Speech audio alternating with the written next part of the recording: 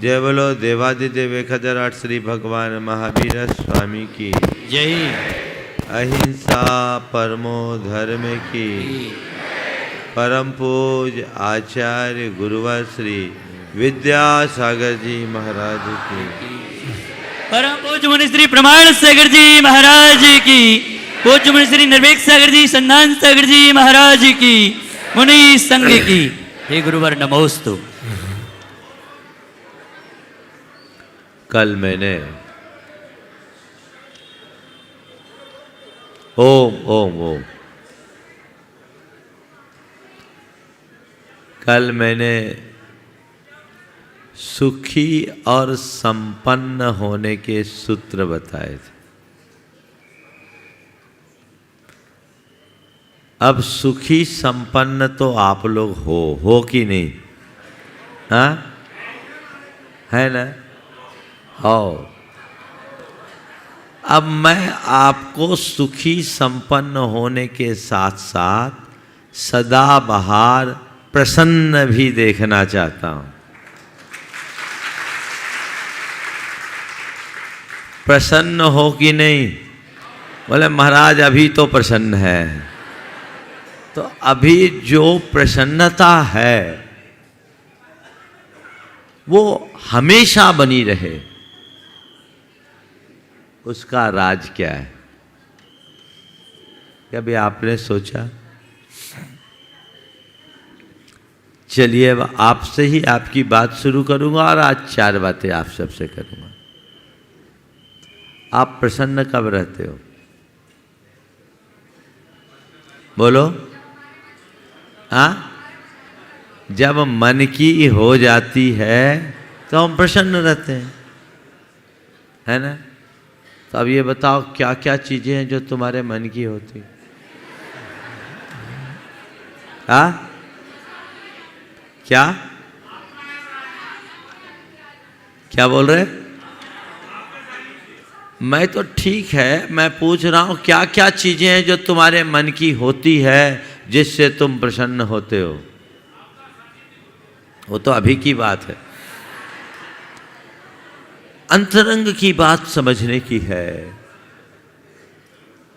जब चीजें हमारे मन की होती है तो हम प्रसन्न रहते हैं, और जब हमारी मन की नहीं होती हम खिन्न हो जाते हैं। 24 घंटे में मन की होने वाली चीज़ें कितनी हैं और मन की ना होने वाली कितनी हैं? बोलो। मन की ज़्यादा होती कि बिना मन की ज़्यादा होती? और सुनो, जो मन की होती है ना वही थोड़ी देर बाद बेमन की हो जाती होती है। हाँ, 2-1 उदाहरण से अपनी बात को आगे बढ़ा रहा हूं।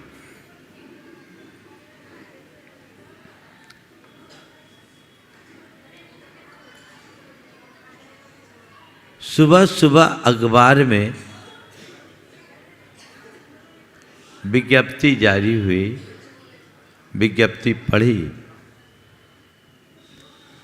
कि 1 करोड़ की लॉटरी खुल गई। अब मान लो 1 करोड़ की लॉटरी खुलेगी तो प्रसन्न रहोगे कि नहीं रहोगे? हाँ, और अभी तो रामचंद्र नगर वालों की लॉटरी खुली भी है। अब विज्ञप्ति निकली, 1 करोड़ की लॉटरी खुल गई, फूला न समाया। लोगों से बधाइयों का संदेश आना शुरू हो गया और खुशी के मारे उसने शाम को 50,000 की पार्टी भी कर दी।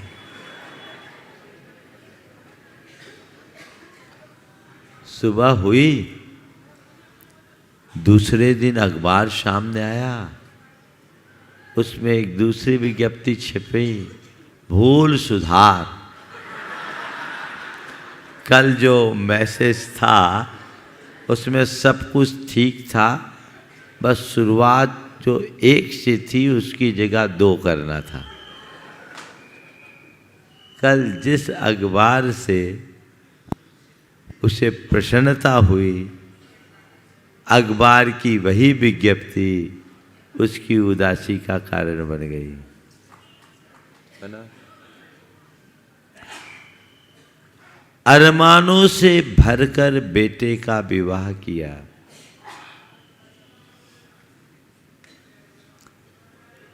सब कुछ बहुत अच्छा हुआ।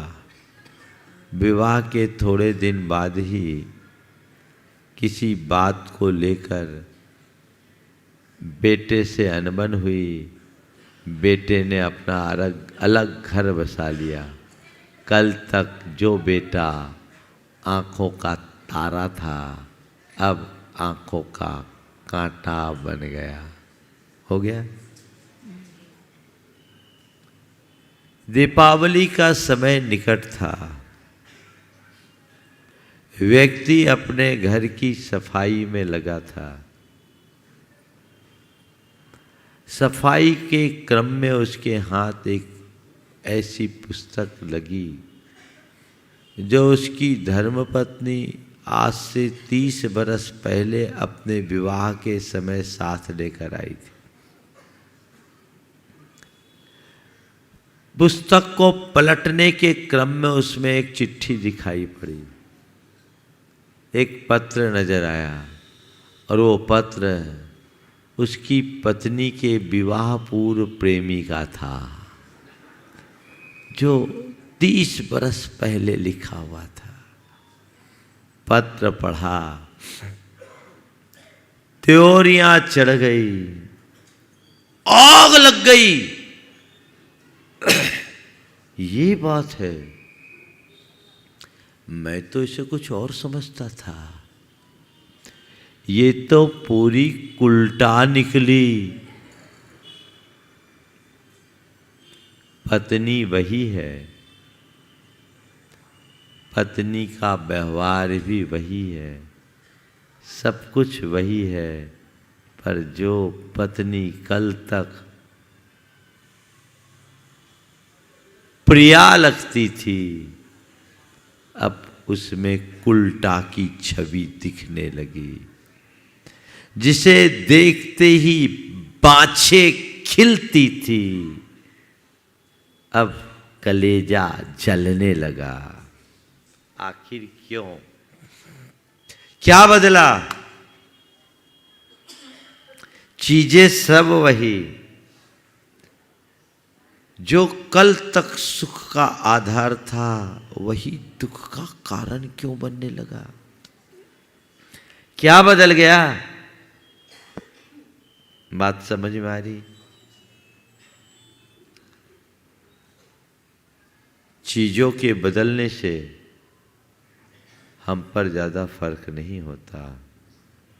सारा खेल हमारे मन का है। मन बदल जाता, सब कुछ बदल जाते। हम लोग प्रायः ये कहते हैं कि हम अपने हालातों के कारण दुखी हैं।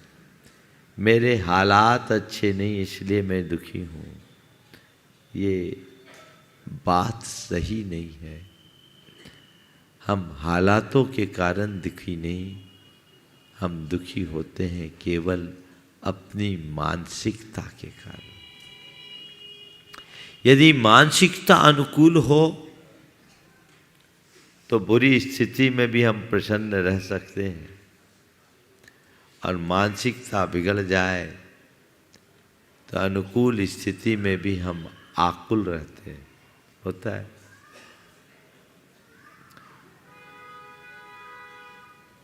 सही मानसिकता वाला व्यक्ति फुटपाथ में भी आनंद की नींद पूरी कर लेता है, और जिसका मूड ऑफ हो वो एयर कंडीशन में भी करवटें बदलने को बाध्य हो जाता है। प्रसन्नता हमारे भीतर है। चीजें मेरे मन की हो, ये मेरे हाथ में नहीं। चीजें मेरे मन की हो, ये मेरे हाथ में नहीं है, पर मैं अपने मन को चीज़ों के अनुरूप बनाऊं, ये सबके हाथ में है। मन को परिस्थितियों के अनुरूप ढालो। परिस्थितियों को अपने अनुरूप ढालने की कोशिश बड़ी कठिन है। परिस्थितियों को अपने अनुकूल ढालना बहुत कठिन है, पर खुद को परिस्थितियों के अनुकूल ढाल लेना अति सरल है। तो सदा बहार प्रसन्न रहना चाहते हो तो हर परिस्थिति के अनुरूप अपने आप को ढालने का अभ्यास कीजिए। परिस्थितियों के अनुरूप अपने आप को ढाले। कैसे ढाले? 4 बातें। सबसे पहली बात, विधि के विधान पर विश्वास। क्या है? विधि के विधान पर विश्वास करने का मतलब, ये तो आप लोग मानते हो कि संसार की सारी व्यवस्थाएं हमारे अधीन नहीं है। मानते हो कि नहीं मानते? किसके अधीन है? बोलो। हाँ, आज जो तुम्हारा ठाट बाट है वो किसके कारण है? तुम्हारे दम पर है? बोलो, किसके बल पर है? हाँ, कर्म। मानते हो? और यदि किसी की हालात खराब है तो उसके पीछे कौन है? हाँ, कर्म है। मानते हो?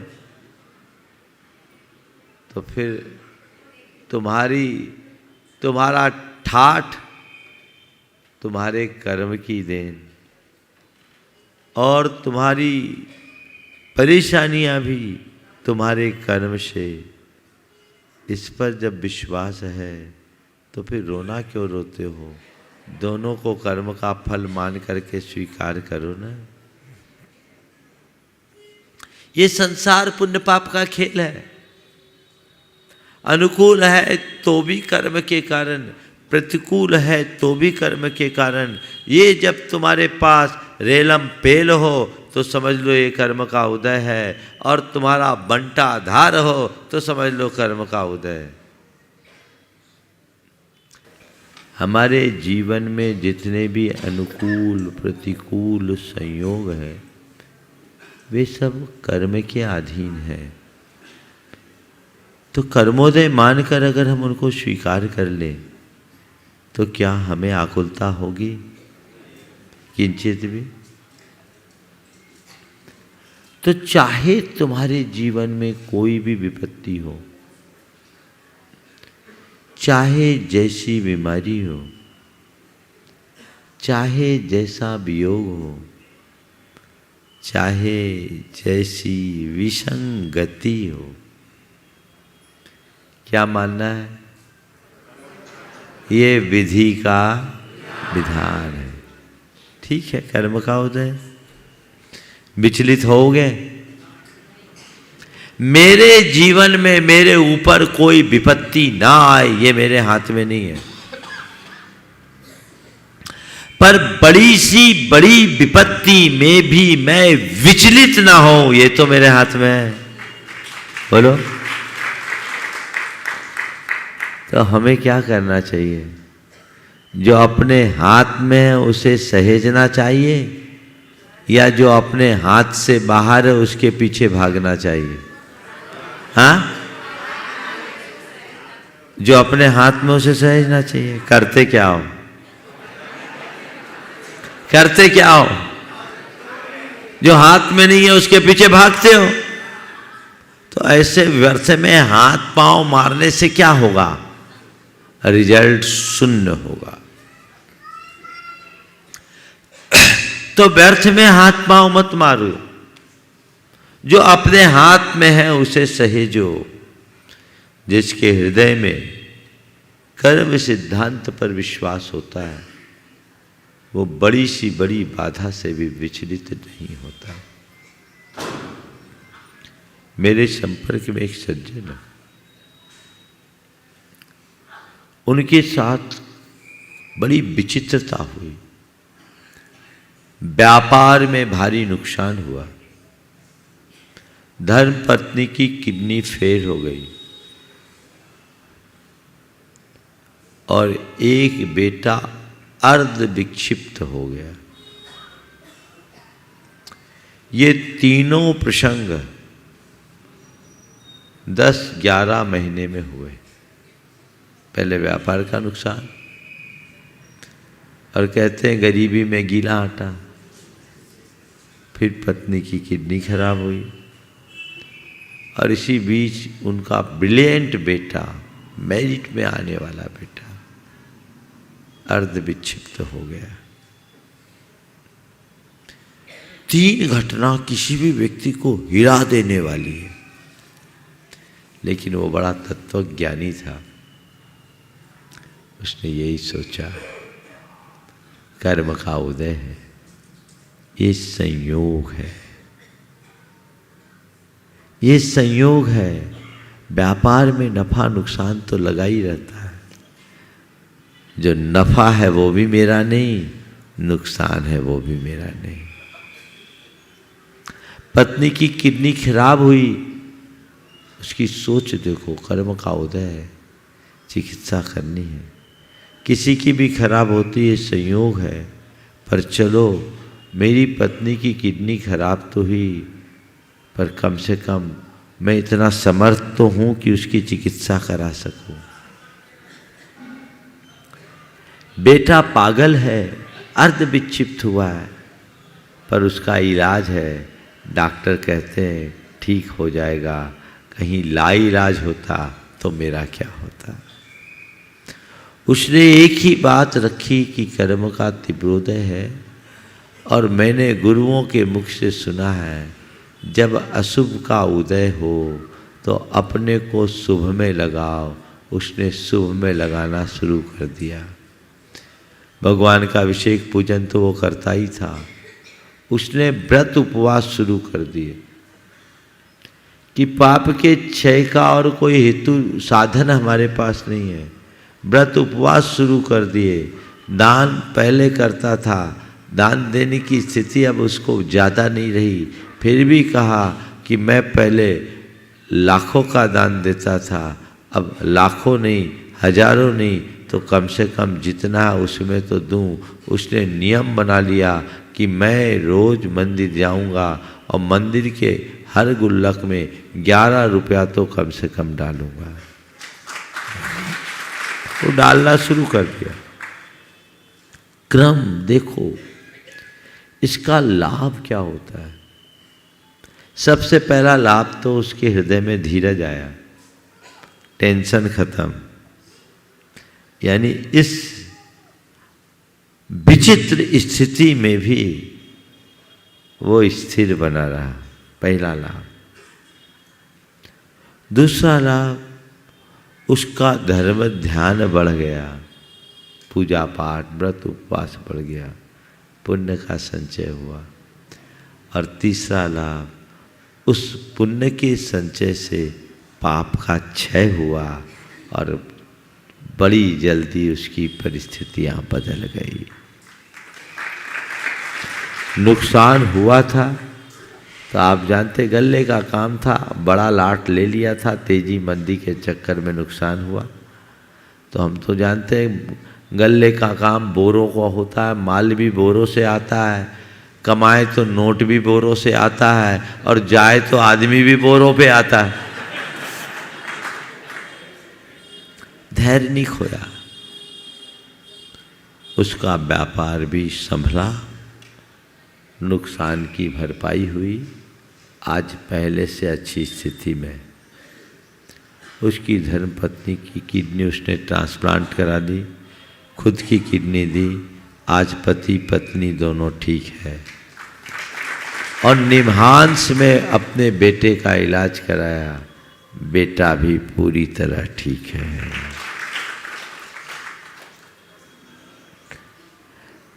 वो कहता है कि महाराज जी, आप लोगों से ही सीखा है, जब कर्म का तीव्रोदय होता है तो कोई निमित्त काम नहीं करता, और जब कर्म बदल जाता है तो अपने आप सब कुछ ठीक हो जाता है। हम लोगों ने पुराणों में ढेर कहानियां पढ़ी है। राजा था, रंक बन गया, सारा राजपाट खोना पड़ा, और फिर पुण्य का योग आया, वापस राज पा गया। तो ये सबके जीवन में जो उतार चढ़ाव है, इसको रेगुलेट करने वाला कौन है? इसका नियंता कौन है? कभी आपने सोचा? इसका नियंता मैं नहीं, कौन है? मेरे भीतर बैठा कर्म, मेरा अपना कर्म। तो मेरा पुरुषार्थ क्या है? परिस्थितियों को कोसने की जगह कर्म को काटने का यत्न, और कर्म को काटने का सर्वश्रेष्ठ साधन क्या है? मन की समता। क्या है? विधि के विधान पर विश्वास जम जाए तो आप कभी दुखी नहीं होगे। चार बातें मुझे जो प्रसन्नता की बोलनी है, मैं उसमें आज केवल एक से अपनी बात पूरी करूंगा, शेष बचा के रखूंगा। महाराज कल आप फिर यहाँ रहोगे, तय हो गया है ना? मैं बोलता हूं मैं यहां रहूंगा, ये तय है या नहीं आप तय कर लो। महाराज जहां रहेंगे कल हम वहां रहेंगे। क्यों? प्रसन्नता बनी रहेगी ना। अभी सूत्र क्या दिया मैंने, आप प्रैक्टिकल करा रहा हूं। चीजें मेरे मन की हो तो अच्छी है, लेकिन मेरा मन चीजों के अनुरूप हो तो और अच्छा है ना? हमको तो महाराज आपसे सूत्र लेना है, आप जहाँ रहोगे वहाँ हम रहेंगे। हम भावना भाते हैं कि आप वहीं रहो जहाँ हम चाहें, इतना ही तो काम करना है, परेशान नहीं होना। छोटी छोटी बातों में अपने मन को एडजस्ट करने का अभ्यास बना ले तो हमसे सुखी कोई नहीं। विधि के विधान पर विश्वास एक बहुत बड़ी ताकत है। इसका अर्थ मैं ये नहीं बोल रहा हूं कि विधि के विधान पर विश्वासी बनकर हाथ पर हाथ धरे रहो, नहीं। आप उद्यम करिए पर उद्विग्न मत होइए, सब कुछ कीजिए, लेकिन रिजल्ट जो आए उसे एक्सेप्ट कीजिए। परिणाम को लेकर के परेशान मत होइए। मैं अच्छा करूं ये मेरा पुरुषार्थ है, उसका परिणाम अच्छा निकले ये मेरा भाग्य है। मैं अच्छे से अच्छा प्रवचन दूं ये मेरा पुरुषार्थ है ना? मैं अच्छे से अच्छा प्रवचन दूं ये मेरा पुरुषार्थ है, पर मेरी बातें आप कोई जरूरी है कि मैं जो बोलूं अच्छा लगे। अरे मैं इतना अच्छा अच्छा बोल रहा हूं, ये लोग तो कोई एप्रिसिएशन ही नहीं दे रहे, ताली नहीं बजा रहे। अगर मैं ये सोच लूं बजा ही रहे तो थोड़ा ढंग से बजा दो भाई।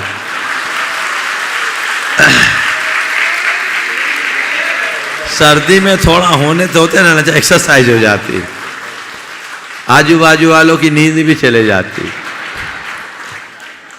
तो क्या हुआ? जब मैं अपने पुरुषार्थ पर ध्यान देकर अपनी बात करता हूं, मेरे अंदर उत्साह उमड़ता है और परिणाम को सहज भाव से स्वीकार करता हूं। आनंद रहता है, प्रसन्नता रहती। और यदि मैं परिणाम को लेकर अपना कोई आग्रह जगा लूं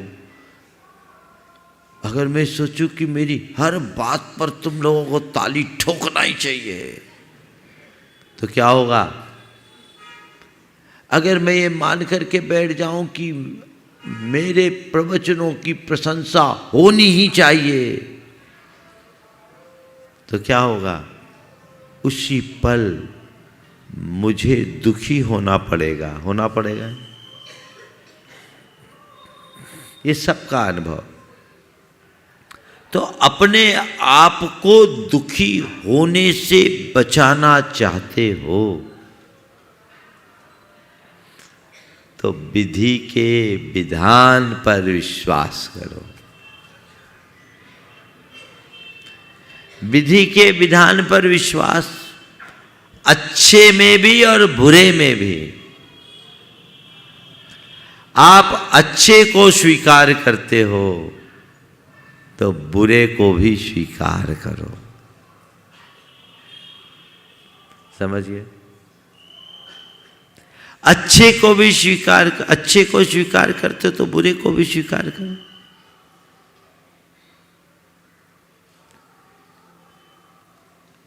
आप लोग क्या करते हो? अच्छा तो अच्छा लगता है, बुरा अच्छा नहीं लगता। पुराने जमाने की बात है जब गुलाम प्रथा थी। एक बादशाह ने अपने गुलाम को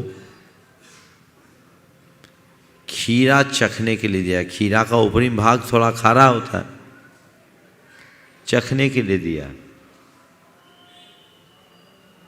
बोला देख कैसा है, टेस्ट करके। बोला बहुत मीठा। गुलाम ने चखा और कहा बहुत मीठा। बादशाह ने खाया तो खीरा थोड़ा कड़वा था, कड़वापन निकला नहीं था। बोले क्यों, ये तो खीरा कड़वा है और तू इसने चाव से खा लिया। तुझे मैंने जो हिस्सा दिया वो तो और कड़वा था, तूने बोला क्यों नहीं? तो ऐसा लगा जैसे कि मिठाई खा रहा है। दास ने जो बात कही बहुत गहरी है समझने की। उसने कहा जो बादशाह मुझे रोज मीठे मीठे फल खिलाता है, आज एक कड़वा टुकड़ा भी मिल गया तो क्या हो गया, मैंने उसे मीठा मान लिया। मेरे लिए वो मीठा ही है क्योंकि देने वाला बादशाह है। बंधुओं, पुण्य के फल को आनंद से भोगते हो, पाप के फल को भी तो स्वीकारने को तैयार रहो, उसका भी तो स्वाद लो। देने वाला तो वही कर्म है। विधि के विधान पर विश्वास रखने वाला मनुष्य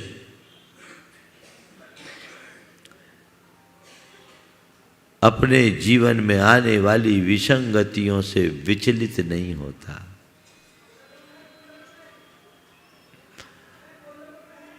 न तो पुण्य में अभिमान करता है और न ही पाप में दीनता लाता है। दोनों में समबुद्धि बनाए रखता है। दोनों तो समान है। अच्छे और बुरे को समान मानना, दोनों के स्वागत में तत्पर रहना एक सच्चे ज्ञानी की पहचान है। राजा भोज के जमाने में एक विचित्र सा व्यक्ति राजा भोज के दरबार में पहुंचा।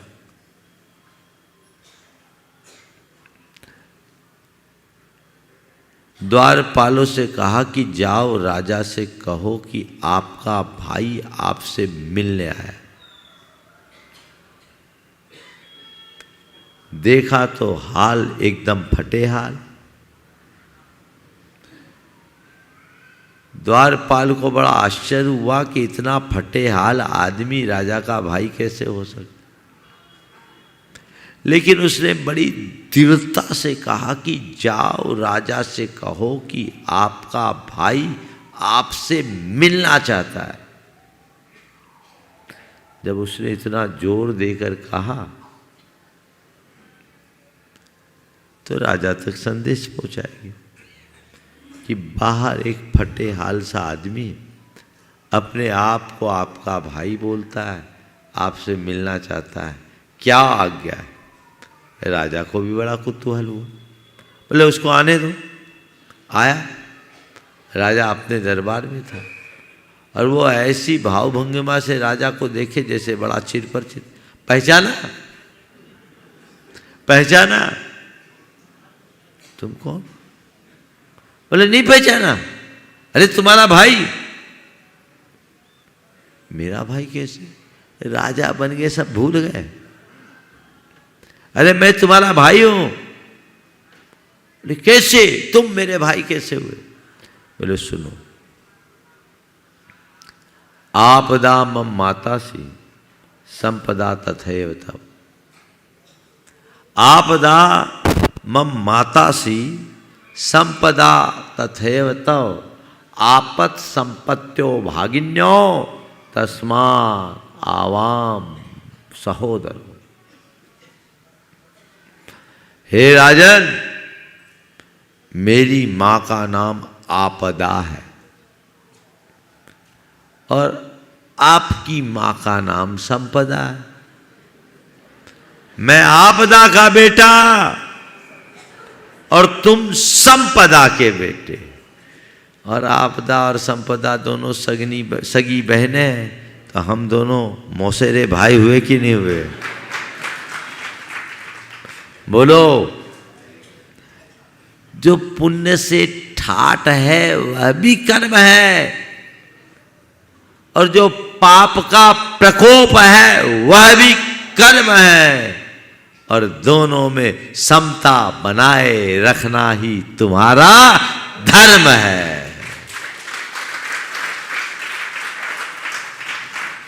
अगर विधि के विधान पर विश्वास होगा तो तुम्हारी यही परिणति होगी। आप लोग क्या करते हो? विधि के विधान पर विश्वास तो रखते हो, पर खूब हाथ पांव मार लेते हो, और खूब हाथ पांव मारने के बाद आखिरी में कहते क्या करे कर्म का उदय है। यही है ना? जो बात आखिरी में उससे पहले ही क्यों नहीं स्वीकारते? विचलित मत होना। कर्म की मार महापुरुषों को भी पड़ती है। कई बार इतना दुख मेरे ऊपर क्यों? एक बार एक ने कहा महाराज हमने जीवन में कोई गलत काम नहीं किया, फिर भी मेरे परिवार में इतनी विपत्तियां क्यों? मैंने कहा पारसनाथ भगवान से मिलो, 10 भाव के रिकॉर्ड में कोई भी गलत काम नहीं दिखता, फिर भी उनमें विपत्तियां क्यों? बोलो। पारसनाथ भगवान धर्मी थे कि नहीं? गारंटेड धर्मी। तुम में तो नकली धर्म भी हो सकता है, ठीक है नहीं? एकदम 24 कैरेट सोना थे, 10 भावों में उनका कोई रिकॉर्ड खराब नहीं है, लेकिन पुराना कर्म का बैलेंस और संयोग कुछ ऐसा कि 10 भाव में कर्म ने झटके पर झटके दिए, लेकिन हर उपसर्ग में उनका उत्कर्ष हुआ। यही वेद विज्ञान का प्रताप है। विपत्तियां आएगी, घबराना नहीं। और एक बात मैं और कहता हूं साथ में, धर्मी पर ही विपत्तियां आती हैं, पापियों पर नहीं। विपत्तियां धर्मी पर आती है, पापियों पर नहीं। परीक्षा सतियों की होती है, वेश्याओं की नहीं। उपसर्ग साधुओं पर आते हैं, डाकुओं पर नहीं, है ना? कसौटी पर सोने को कसा जाता है, पीतल को नहीं। तो तुम पर अगर कोई कसौटी आए तो इस बात का मलाल मत रखो कि मुझे कसौटी पर क्यों कसा जा रहा है। इस बात की खुशी मानो कि मुझे सोना माना जा रहा है। पीतल को कोई कसौटी पर कसता है क्या? तो यदि तुम्हारे सामने कोई कसौटी आए तो समझना मैं सोना हूं। ये कसौटी सोना होने का प्रमाण बनकर उपस्थित हुई है। दृष्टिकोण बदलिए। ऐसा दृष्टिकोण यदि अंतरंग में जग गया कभी दुखी नहीं होगे। ठीक है, कर्म का उदय आया है, सलट जाएगा। ये खेल है, चलता रहता है, घबराना बिल्कुल भी नहीं है। तो जीवन में जब भी ऐसे कोई प्रसंग आए क्या करना है? कौन सा मंत्र जपना है? कर्म का उदय। किसका उदय? कर्म का उदय। आएगा जाएगा, चला जाएगा। आत्मा के श्रद्धानी बनो कि सब कुछ नष्ट हो जाए तो भी मेरी आत्मा का एक प्रदेश भी इधर से उधर नहीं हो सकता। है ऐसा विश्वास? आत्म स्वरूप का ज्ञान और कर्म सिद्धांत पर विश्वास मनुष्य को किंचित भी विचलित नहीं होने देता। हर स्थिति में स्थिरता लाने देता है। मेरे संपर्क में एक सज्जन है जिनको पिछले लगभग 35-40 सालों से गठियावात की शिकायत है। और गठिया भी ऐसा नहीं, अंग अंग उमेटने वाली गठिया।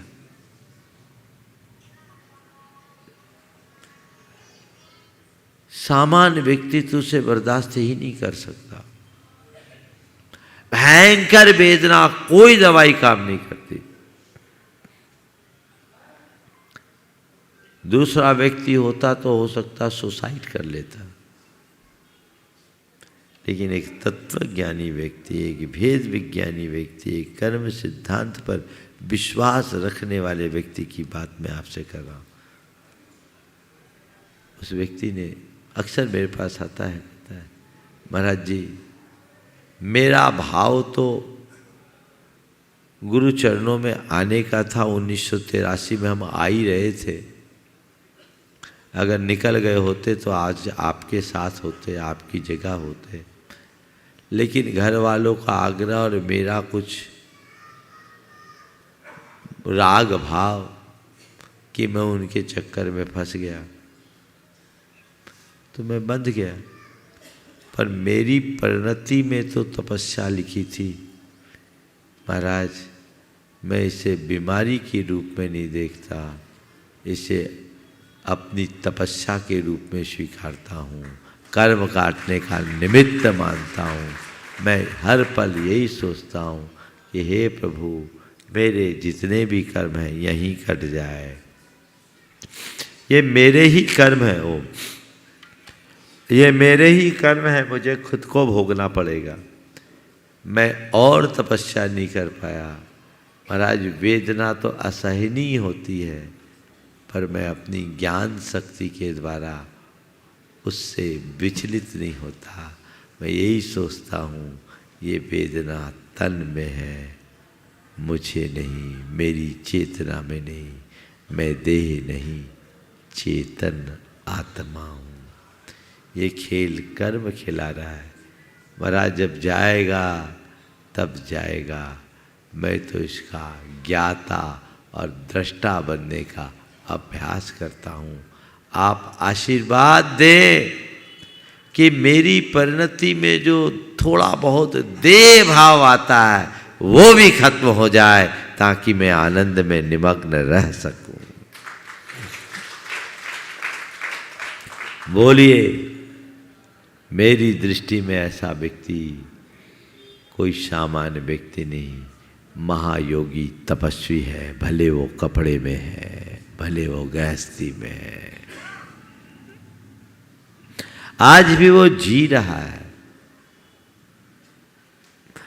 हम भी ऐसा कर सकते हैं। कर्म सिद्धांत पर विश्वास, आत्मस्वरूप पर विश्वास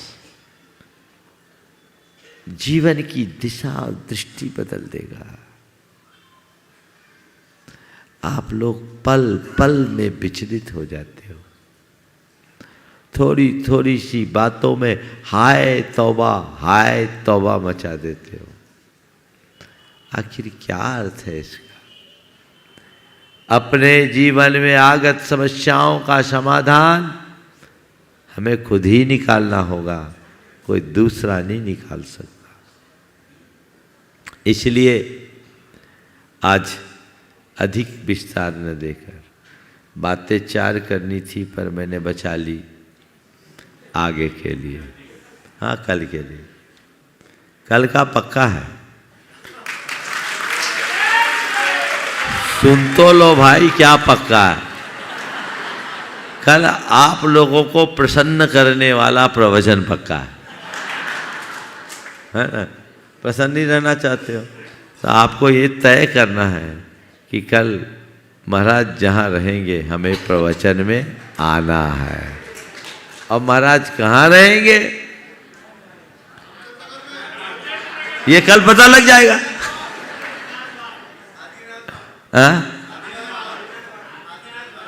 भावना भाव कि महाराज जहाँ रहेंगे उसको हम आदिनाथ बाग मान लेंगे, ये तो सब है भावना भाई है।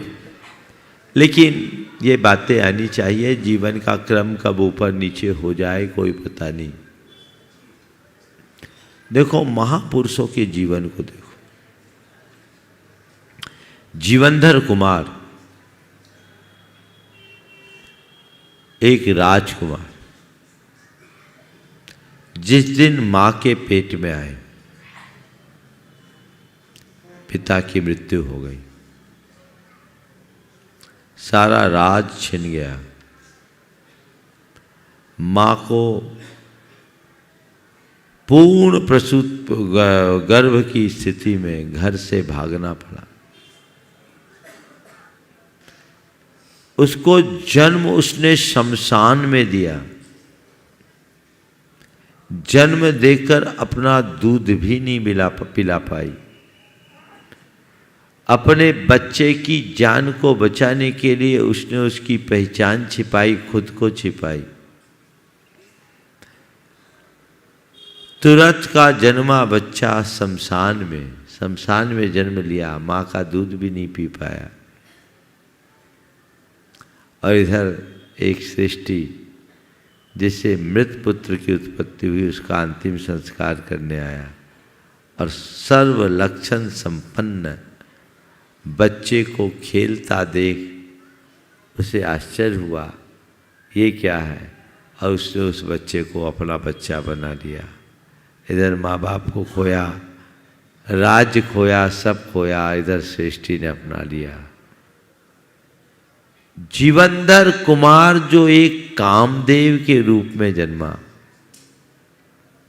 महापुरुष, महापुण्यशाली, लेकिन उसका भी पाप कैसा कि जन्म भी शमशान में हुआ। कैसा अभागा कि मां का दूध भी नहीं पी पाया, सब खो चुका। और इधर पुण्य जागा कि उसे माँ बाप भी मिल गए, पालन पोषण हुआ, आगे बढ़ा और जहाँ गया वैभव पाया और बाद में अपने खोए हुए साम्राज्य को फिर से पा लिया।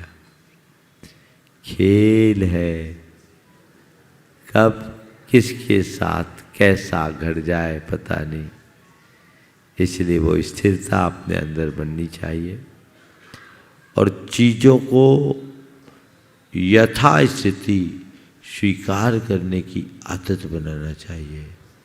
जो मनुष्य कर्म सिद्धांत और आत्म तत्व पर विश्वास रखता है उसमें घोर सहनशीलता और समता आती है और अपनी इसी सहनशीलता और समता के बल पर वह कर्म को काट पाता है, कर्म को नष्ट कर पाता है, अपना जीवन निराकुलता से जी पाता है। तो सभी निराकुलता पूर्वक अपना जीवन जिएं और जीवन को आनंद से आगे बढ़ाए। इस भाव से मैं अपनी वाणी को विराम देता हूँ। बोलिए परम पूज्य आचार्य गुरुवर श्री विद्यासागर जी महाराज।